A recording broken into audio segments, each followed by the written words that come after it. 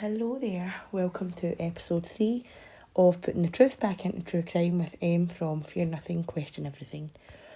In this episode, I'm going to discuss my main suspect in the case, what led to him becoming my main suspect, and the evidence I believe points to him.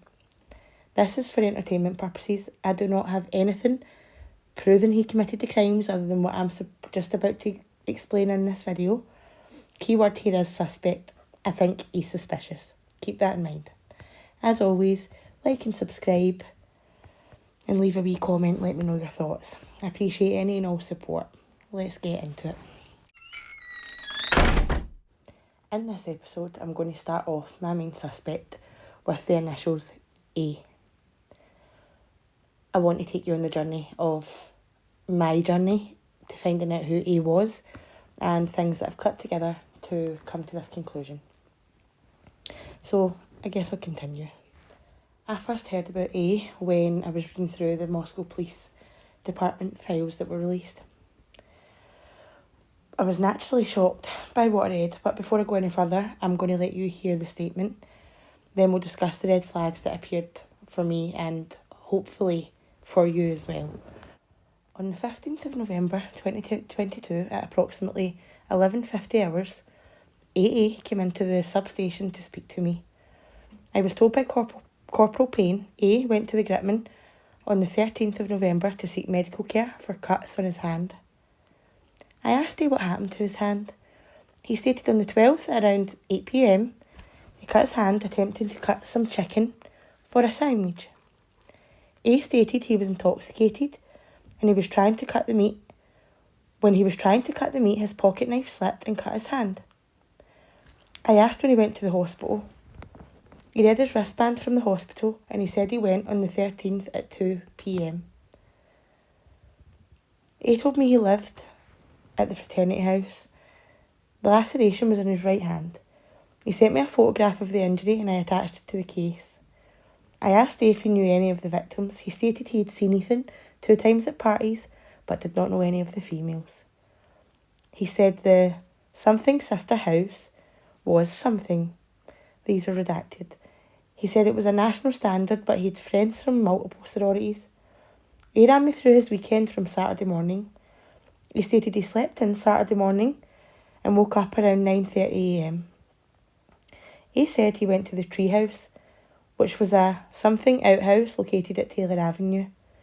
He said he spent the whole day there watching the game. He said he left the treehouse at approximately 19:30 hours and went back to the fraternity on Elm Street. He said he was drinking all night and finally went to bed on the 13th at around 4 a.m. He said he was with his friends LM and CK all night. He provided me M's phone number. Of course, Officer Rosinski talked to M later at the fraternity house. M said he and A were walking downstairs at the treehouse or fraternity house when A missed a step and fell into the window. M said at the time neither he or A saw any blood. M said A was cutting chicken and he saw the injury. According to M, A was extremely intoxicated and thought he cut his hand while cutting the chicken, but M believed he cut it on the glass. A said he was willing to sign a consent form for medical records if we needed them. A said he could not remember if he cut his hand on the window or with the knife. A said his friends told him to go to the hospital to make sure there was no glass in his hand. I went with A to the something house. He showed me the window they found broken. I photographed the window and attached it to the case. Now, the first red flag for me reading that document is that he's one of the only people who showed up at the hospital with cuts on his hand. Idaho State Police revealed in a document that they had checked all medical facilities in the surrounding area, and he was the only one who law enforcement questioned about cuts on their hand. Second red flag for me was that he and LM have conflicting stories on how the injury occurred. Whilst LM believes he cut it in a window, AA believes that he cut it with a pocket knife. Now, when your friend injures himself to the point where you or they feel they need medical assistance, I'm going to bet there was some blood. The fact that they don't know is suspicious. The fact that AA described exactly what happened, but then said he couldn't remember, is also another very large red flag for me. Either one of them is lying, or they're both lying. From that moment on, I made it my own personal mission to find out who AA was and why he happened to have cuts on his right hand after a bloody right hand glove was found at the scene of a quadruple homicide. Rolling the document up and tucking it under my arm, that was me. We were on our way. Here's the clues that I had to work with. Reading the document, I knew that AA had a 6-letter first name and a 7-letter surname. AA was at the treehouse that night. I know that he has a friend with the initials LM and CK. I know that he lived in one of the fraternities in Elm Street, and that was about it. From then on, I set out to single-handedly search every single social media page, past and present, related to all fraternities on Elm Street. And by the way, there's a lot. There's certainly more than enough. I searched every spare minute I could find. The days turned into weeks, the weeks turned into months, until one day, like a small light at the end of a very long tunnel, the name. Austin Agidius. AUSTIN 6. AGIDIUS 7. Just kidding. I feel like this storytelling thing is definitely for me though. Anyway, I found him, and I just want to say, if anyone out there watching this is from the FBI, hit me up. I'm looking to relocate to the US. Maybe a grown woman stalking fraternities doesn't sound like an ideal addition to your community, but I certainly wasn't doing it for fun. I was doing it because I'm hardworking, reliable, outgoing, and have excellent investigative skills. Anyway, moving on. Now that I've got the begging for a job with the FBI out the road, let's continue. In order for me to confirm I was dealing with the right guy, and Austin Agidius was in fact the person with the cut hand on the 13th of November, I set out again to find LM and CK. I had to look no further than 727 Elm Street, Liam Murdoch and Caden Kelly. That's your guy. Austin Agidius is a member of the Beta Theta Pi fraternity, located at 727 Elm Street. His two friends, LM and CK, who are also members of Beta. What does that mean, really? Well, if you've watched episode 1 of this series, you know all about Jack D. You remember he lied about the 17-minute phone call with Kaylee. You know there were footsteps leading in the direction of his house from the sliding glass door at King Road. And you'll also know about blood from an unknown male C was found at Jack D's apartment.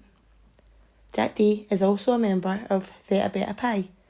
Beta Theta Pi, whatever way it's supposed to be said. As are Austin, Liam and Caden. Jack D's house was an off-campus frat house used by older members of Beta. That's it? No, absolutely not.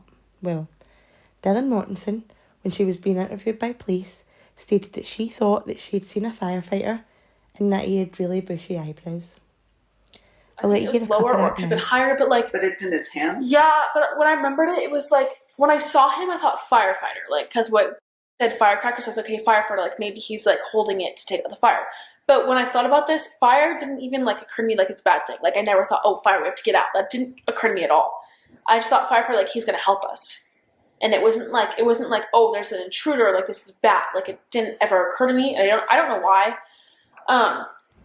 And I know he looked at me because I could see his eyebrows. I think I just saw one eyebrow. I don't know why or how, but I just remember him, like, what I think I saw was he was walking out and he saw me, but just kept walking. Like, what if I told you that Austin, you know, the guy with the cut on his right hand, he was a wildland firefighter and is employed by the USDA Forestry Service. Caden is also a firefighter. I believe he graduated early and does the job now full time. On top of that, Austin has really bushy eyebrows, and he was also at the treehouse the night before the murders. The thing about this is, so was Dylan. Dylan is one of the surviving roommates whose interview you just heard, a snippet from the interview. Now the thing about this is, Emily and Hunter, well, according to the president of Beta Theta Pi, who was at the treehouse that night. He seen Ethan and Zaina's friends, Hunter and Emily, at the treehouse prior to the murders. But Hunter and Emily failed to disclose this information to law enforcement, instead stating that Emily worked at the football game earlier on that day, that they stopped in at a friend's apartment on the way home, and then went home and were in bed asleep by 8:30 p.m. that night. But Peyton seen them at the treehouse. So again, more lies surrounding the treehouse and its occupants. So just to wrap this up, we have Austin, who showed up with cuts on his right hand and wasn't entirely sure how they got there. A bloodied right hand glove was left in the driveway of 1122 King Road, containing blood from unknown male B. A DNA sample was never taken from Austin. Unknown male B remains unknown to this day. Austin just happened to spend the night prior in the same place as 3 people who were at King Road when 911 was called in the morning, 2 of whom lied about being there. We have a witness claiming to have seen a firefighter with bushy eyebrows, and it's important to remember, when someone's lying, they try and incorporate some aspects of the truth into their story. Dylan reported seeing a firefighter with a bushy eyebrow. Austin just so happens to be a wildland firefighter with very bushy eyebrows. Austin was a newer, younger member of Beta, the same fraternity as Kaylee's ex-boyfriend, Jack, who also has extremely suspicious circumstances surrounding him with the footprints and the blood. Is this a case of guilty by association? Does Jack D seem suspicious because he had to help younger members of the fraternity? Was it a haze in hell week incident that went entirely wrong? A drug, alcohol and just rage? What's your thoughts? Let me know in the comments. And if there's anything relating to this case or any other case you'd like me to go into depth about, then please let me know in the comments. Like and subscribe, and thank you for tuning in. Good night.